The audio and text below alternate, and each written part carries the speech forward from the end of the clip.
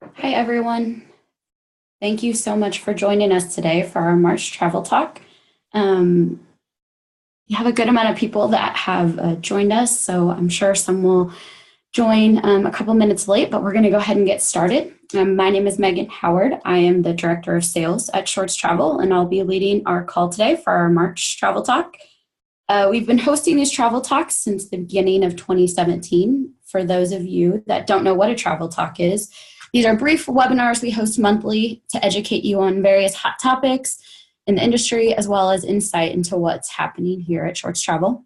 We typically host them on the last Tuesday of the month around lunchtime. So thank you for joining us today, whether or not you're eating lunch at your desk or working away. We want to keep this informal, so we'll pause to answer questions as they come in. You can see the Q&A button at the corner of your screen, and I will monitor those. And then we'll also try to leave a few minutes at the end just based on extra opportunities to answer questions. So with that, I am eager to bring you Expand Your Corporate Travel Program, your Corporate Travel Ground Program with Lyft.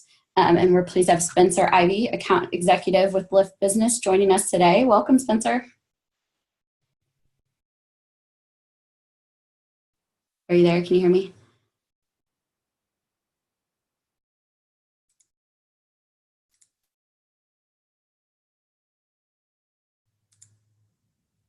Oh, sorry, I unmuted you.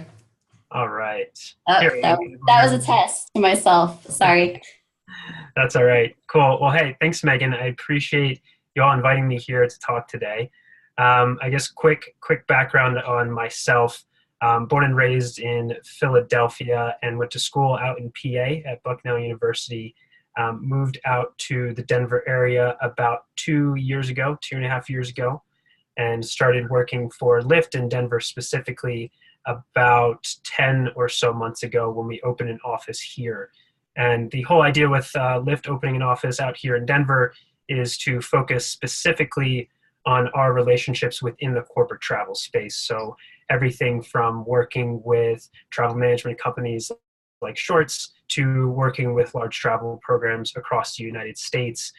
So we've seen quite a bit of traction, and part of the reason we were able to get the investment to open up this office is because we have seen significant growth in our corporate travel partners. We now partner with over 50% of the Fortune 500, so a majority of folks are working with us, including the top 10% of the biggest travel programs in the US. So excited to tell you guys a little bit more about the program, and I'll let Megan continue to introduce the talk. Yeah, thank you. That was great insight. And, we appreciate your emphasis on working with travel management companies. And so obviously appreciate you being here as well. So ride sharing has continued its monumental growth in 2018, as highlighted by some numbers Spencer's going to share in a few minutes. And Lyft is due to be the first tech giant startup to list its shares in the stock market very soon. So we're excited about that accomplishment for the ride sharing industry. So why Lyft today? And through our partnership, as alternate ground transportation options become these preferred methods of getting around for many business travelers. Shorts will continue to work with clients and industry partners to bring solutions to their managed travel program. Lyft Business has that partner first mentality, like you talked about, Spencer, allowing easy access to data, which is important for spend capture, savings opportunities, and of course, duty of care, all things our clients care about. For Shorts, we're actually able to incorporate Lyft Codes within CanTrav, which is one of our proprietary solutions we're releasing this summer. So CanTrav is for those non-profiled travelers, such as speakers, recruiters, contractors that the company is paying travel for. CanTrav allows for an automated online process through a booking tool with secure mass payment for air, car, and hotel, as well as the ability to incorporate Lyft codes so travelers can get rides from throughout their trip without the worry and hassle of reimbursement. And then, of course, lastly, everyone loves loyalty programs, and Lyft has plenty of perks for riding with them. So with that, quick introduction of why Shorts and Lyft, I'm going to let you take it away, Spencer. Cool. All right. Thanks, Megan. So What I would like to do is really keep this fairly informal. So if you guys have questions as I'm going along, feel free to throw them in the chat. And Megan, let me know what you see coming in. I'm happy to stop along the way. But yeah, quick high-level overview. I mean, like I said, I think over the past 2 years, we've seen a significant amount of growth in Lyft and also in the ride-sharing industry in general. I'm sure you guys have just seen very naturally a lot of folks are starting to use rideshare. It's just super convenient. People notice how much cheaper it is, and so folks are just giving it a try. And so now what we've been seeing is our business is to the point where most folks, like I mentioned, are starting to use Lyft from a corporate perspective and from a partnership perspective. And I think part of that is very much due to the percentage that you can see on the far right part of your screen here. That we now have coverage in 95% of the US population. So that's significant. I think really what that number means is whenever you're in a major metropolitan city, major airport, you should be able to get a Lyft ride. So now that we have that reliability factor, we've been seeing a significant amount of growth on the enterprise side. So just another few fun facts here. So what I really like to pull out, one of the biggest selling points for us currently is the second bullet point here, the fact that all Lyft rides are fully carbon neutral.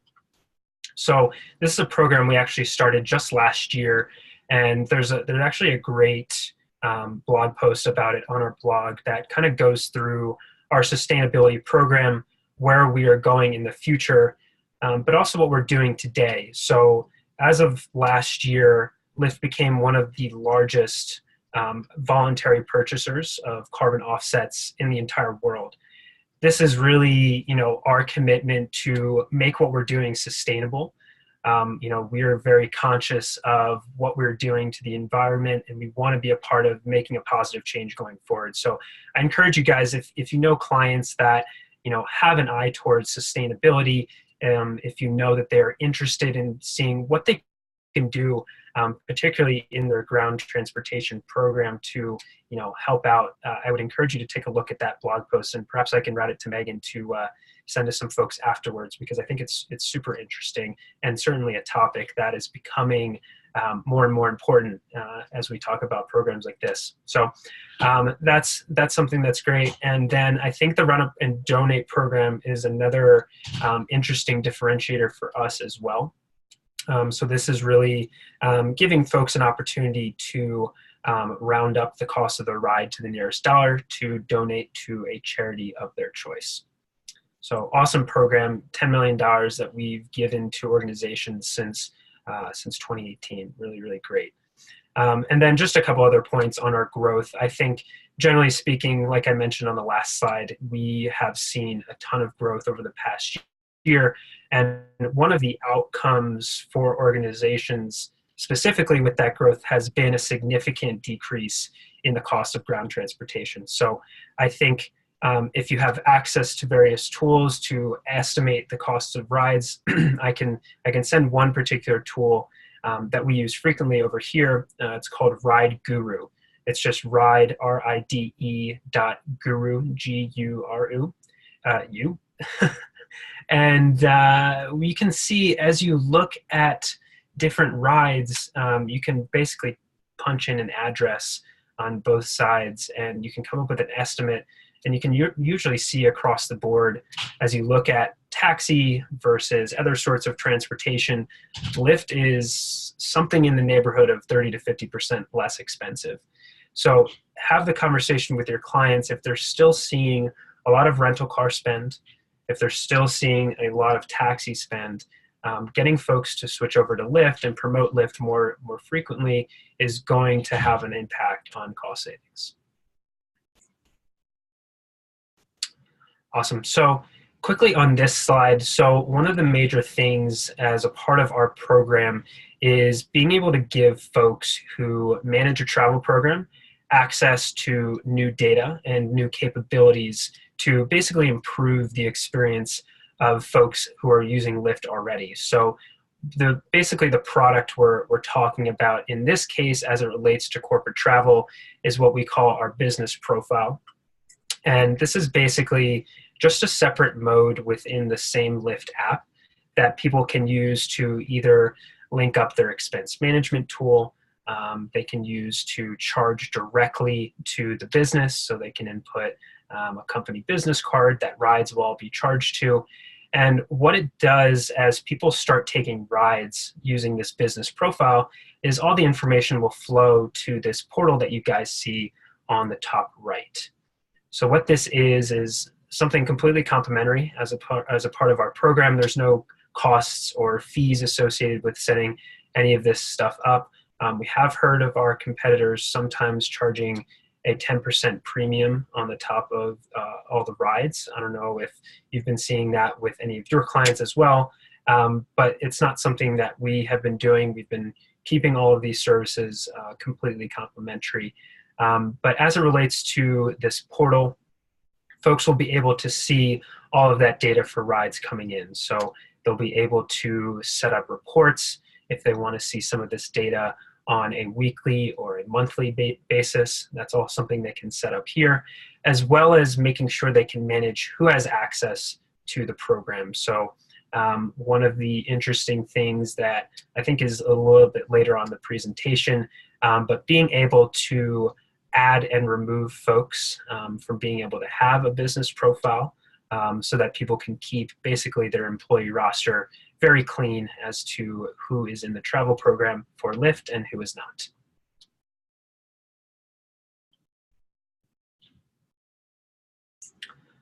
All right, so there's a lot of words on this slide, but I'll just speak to it very high level. So what I like to say about launching the program is that it's super, super straightforward. So we like to get rid of all that pain of going through legal and going through a lot of processes and try to make things very, very straightforward and streamlined. So one of the things that we need to do is basically create some sort of communication, letting employees know that a business profile is available to them. So one of the things that we're able to do is we have basically an automated invite system where all you really need is a list of email addresses of folks who you would like to invite to the program. And once we send that through our invite tool, those folks basically get an email and they say, hey, here's a Lyft business profile. Please click here to opt in. And really, once we've done that process, once we have basically assisted the client in sending out those emails, they're good to go. So it's a very, very straightforward process. I think the biggest piece is being able to communicate effectively to employees that this is something that's available to them. Hey, Spencer, for those who have travelers that are already using Lyft, does it look any different once they accept, or do they have the same experience? Yeah, great. Yeah, great question. So if someone receives this invite email and already has Lyft, as long as they're opening it on their mobile phone, it will take them through the sign-up process within the Lyft app itself. And if they don't have the Lyft app, it will guide you through downloading it and doing all the necessary steps there.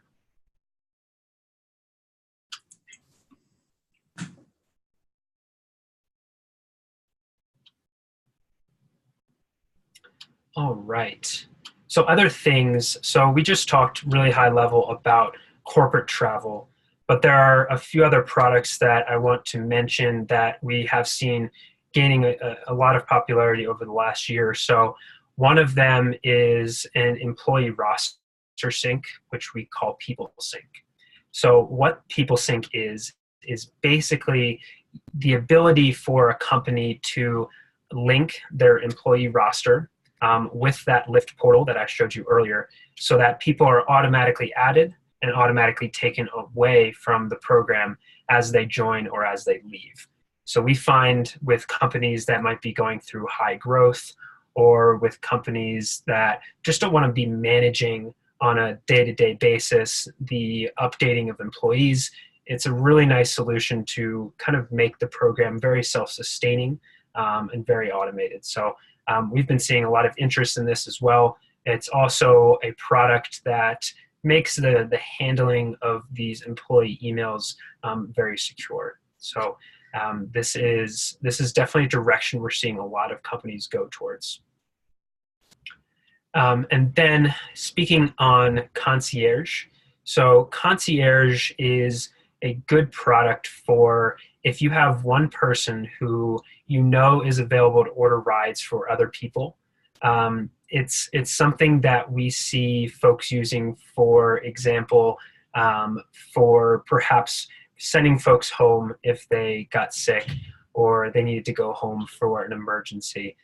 So basically how Concierge works is an admin can have access to that Lyft portal that I showed you earlier, and folks can basically order Lyft rides for someone else from within that portal. So basically how it works is the admin will go in and they say, hey, this person needs a ride. They put in their information, and then the person who needs the ride will get a text and says, here's your car, here's the information as to who you're looking for. And then that payment is all settled through the portal itself. So a good solution for folks who might not be using this for business travel, kind of need rides on a one-off basis. And I actually see, I'm just opening up this Q&A tab real quick, how many admins can a company have? So that's unlimited as it stands today. So we want to have folks have the flexibility of being able to go in there and make sure that folks have access as needed. So it's nice in that sense that everything is very flexible. And then the last thing I can touch on is codes very quickly. So codes are basically, we're able to give predetermined credits to people to take Lyft rides. So an example would be if you have, let's say, an employee holiday event, and you want to be able to say, hey, you know, XYZ company would like to provide transportation home from this event. We like to have the restriction from the venue we're having the event to wherever they need to go, but we'd also like to restrict the cost to, let's say, $20. This is a perfect use case for Lyft Codes. We have a team here that is dedicated towards helping to set up these types of programs. Another good example, which Megan touched on briefly earlier, is candidate travel. So one of the huge areas of growth that we've been seeing in Codes is the ability to give candidates a predetermined Lyft code to get to and from their interview. And this is great because you don't have to go through the whole expensing process with the candidate. It's a very seamless experience on their end. All they do is they get a code from the recruiter or whoever's managing the program. They input that code into the Lyft app, and then they've got their credit good to go to and from wherever they need to go for the interview. So really interesting use case there. And I think something that we've been seeing a lot of traction with various businesses.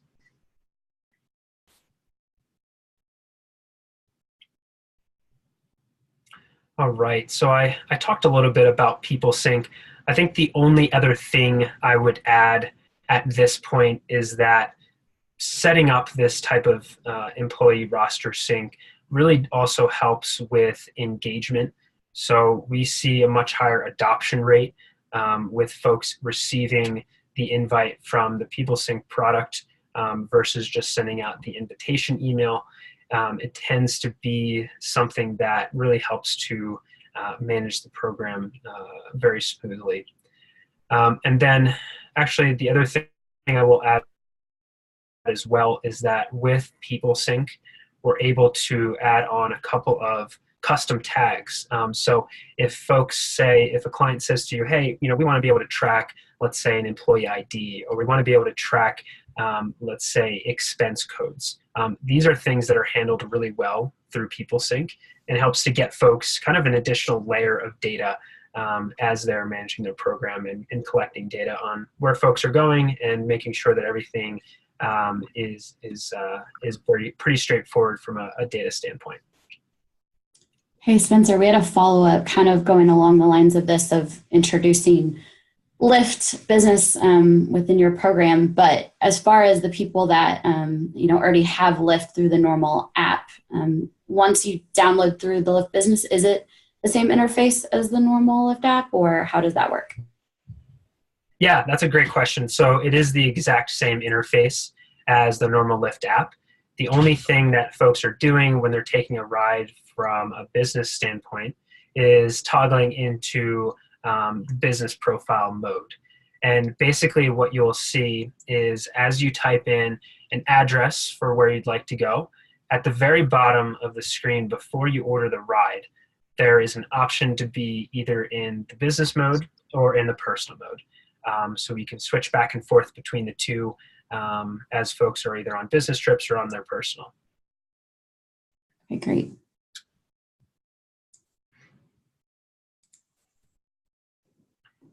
Awesome. I think I touched on this briefly, but I think we have been making a lot of changes to the way PeopleSync actually works. So I think all this slide is really here to say is that we've now automated basically the way this connection works. It's something that companies can go in and do as long as they identify an IT resource on their end. It's usually very, very straightforward as to what needs to be done, and the connection can be created very, very quickly. Okay, so a couple of additional points on Concierge. This is just a visualization of how the Concierge product works. And remember, the Concierge product is being able to give an admin access to order rides for someone else. So on the far left here, this is a view of what Concierge looks like. So as you can see, or maybe it's perhaps a bit small for you, but anyways, what is there is basically the option to be able to put in ride information for somebody else, and be able to have visibility over where those folks are going, and be able to track the ride from the admin standpoint. And then from the user perspective, it's very straightforward as to how people get the ride itself. So one of the nice things about Concierge is, if you wanted to order a ride for somebody else and they don't necessarily have the Lyft app, it's not a problem. Because the way that Concierge works is it will send the recipient of a ride a text message. It'll tell them the exact information that they need to know as to when the driver is arriving and who the driver actually is. And then they're on their way, and the ride payment is already taken care of through the admin portal. A question came in. Can the ride be booked in advance as well as in real time? Yes. So rides can be scheduled up to 7 days in advance, as well as ordered on demand.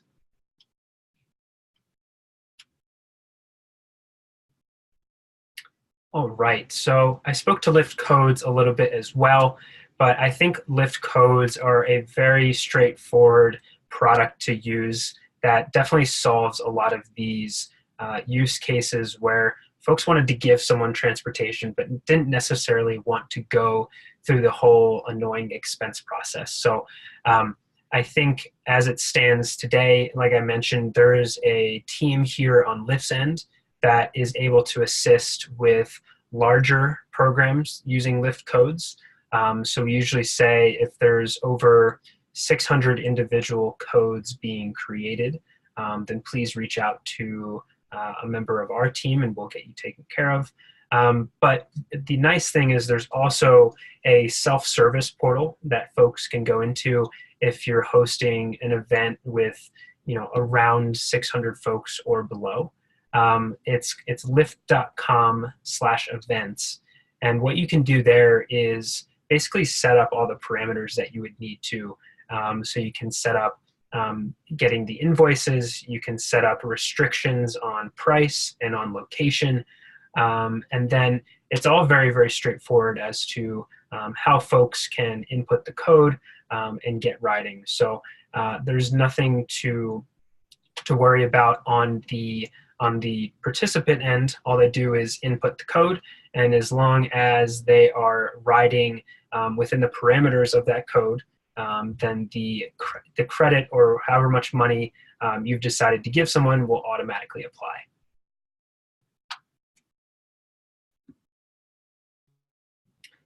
All right, a few helpful links that we wanted to provide to you guys. Lyft Cities, so this gives you a sense of where we have our coverage. So like I mentioned, if you're typing in a major city, it will be available. And if you find that is not the case, let us know, because there's something wrong there. But we do have coverage across the states. And one of the actually interesting things that I recommend you go into Lyft Cities for is it gives the top destinations for Lyft rides in each city. So I always find it very interesting to go in there and take a look at where folks are going. Usually it's like a popular bar or a popular restaurant. So that's just a fun little activity if you guys want to go check that out for your city specifically. And then we have a Lyft fare estimator. So this is just giving you the ability to understand how much Lyft rides might be from a certain location to another. Safety. So we have a whole page built out and dedicated to safety. I think it's important that folks take a look at this and feel comfortable, that Lyft rides truly are a safe mode of transportation. I think, as we sometimes take a look at the news, there are, very high profile stories here and there that pop up of unfortunate things that do happen. But I think as far as our vetting goes from Lyft's perspective, it's actually interesting. We reject over 80% of the applicants we have to be drivers. So only the top 20% of folks who are applying to be drivers actually get through our vetting process. So we do have a very strict way that we go through and make sure drivers are safe to be out there and that their cars are safe to be out on the roads and giving people rides as well. So this is a huge focus for us, and I think as you go through some of the content in that safety tab should hopefully give you some comfortability around what we're doing. Roundup and donate link just gives you some good information around how that program works. And then we have recently upgraded the Lyft Business Support Center. So we've worked really hard to make sure that everything is very much self-service. Folks are able to find usually most of the answers that they're looking for there as it relates to running a program with us. And further than that, if you do have a question, we like to think we're very available and happy to answer questions. We have a very short response time or expectation of a response time on our team here. So if you ever do put in a ticket to get an answer from us, feel confident that we will actually get back to you. So Spencer, going back to your first helpful link on cities, does Lyft plan to go international?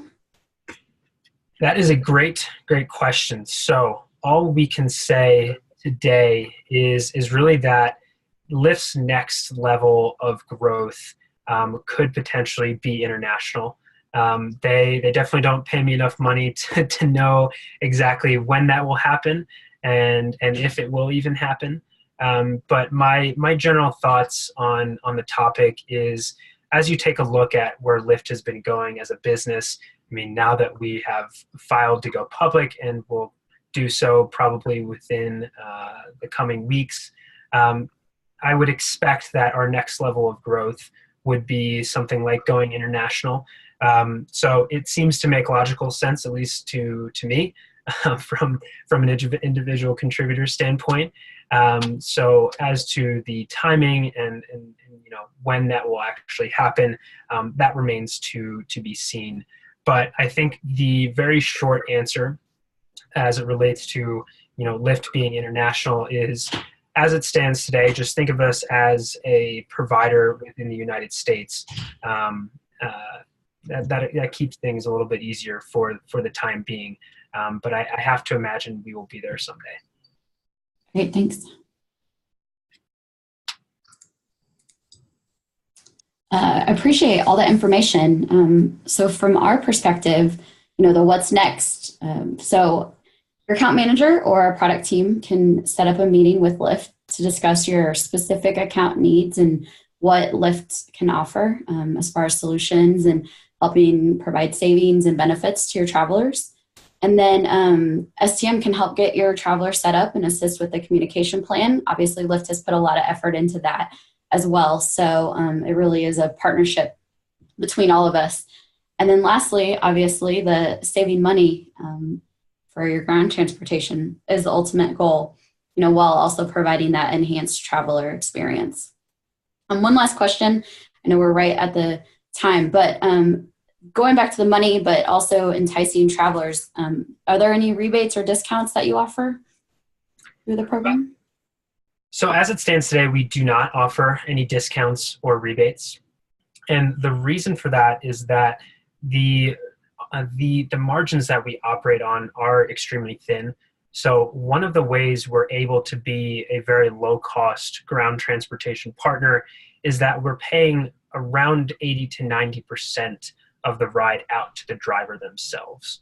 So while that allows us to be very low cost, it also puts a bit of a strain on our operations and really prevents us from being able to give any sort of discounts.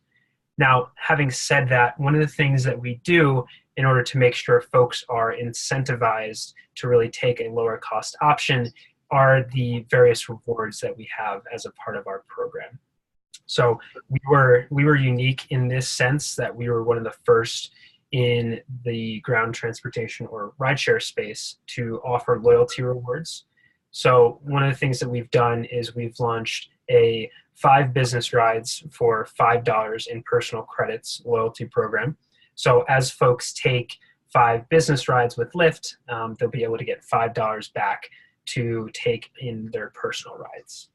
Now, in addition to that, we also have a couple of airline partnerships where we partner with JetBlue and Delta.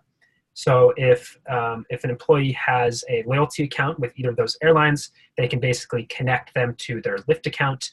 And once they start taking business rides, they'll start earning loyalty rewards with that airline. So that encompassing sort of rewards program is really what we've used to make sure that the employees are incentivized on a personal level so that then the business will get some sort of cost savings on the back end because more people are taking Lyft. Awesome. Well, thank you. I think we're right at times and we've had good questions throughout. So I'm going to skip this part and just wrap up. You can download today's slide deck by visiting our website. At shortstravelmanagement.com/happenings. And then you can also reach out to our team through the emails here or your account manager directly. And then stay on the lookout for next month's travel talk. We already have Catherine Williams with Dots and Lines who will be talking about the best practices for communicating with travel program stakeholders. So the 4th Tuesday of the month, which is April 23rd. Thank you so much, Spencer. We really appreciate you leading us today and sharing all this great information about Lyft. Yeah, thank you guys for having me. And please, if there are any questions, Megan, feel free to share my contact info. I'm happy to field questions as they come in. So thanks again for having me. No, we'll do. Thank you.